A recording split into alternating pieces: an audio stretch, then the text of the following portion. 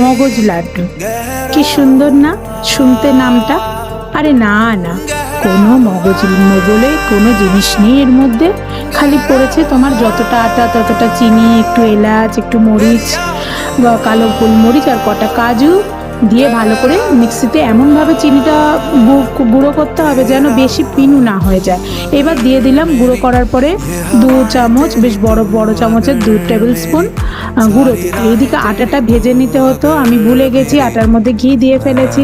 তো যাই হোক, আটাটাকে যাতে গন্ধ না থাকে সেইভাবে জোর কমিয়ে আটাটাকে ঘিয়ের সঙ্গে ভাজলাম। ভেজে নিয়ে তারপর ঢেলে নিলাম। নেওয়ার পরে যে চিনি, কাজু, গোলমরিচ আর এলাচ গুঁড়ো করে রেখেছিলাম আর গুঁড়ো দুধ দিয়ে সেইটাই আমি এর মধ্যে দিয়ে দিলাম। দেওয়ার পর ভালো করে মিক্স করার পর মুঠো করছি। দেখো মুঠো হয়ে যাচ্ছে। যদি এরকম মুঠো না হয় তাহলে তোমরা কি করবে, আরেকটু ঘি দিয়ে দেবে, দিয়ে ভালো করে মুঠো করে করে এইভাবে বানিয়ে নেবে, হয়ে যাবে মগজ লাড্ডু। এইবার এটা হচ্ছে আমার জগন্নাথ দেবের প্রসাদ দেব।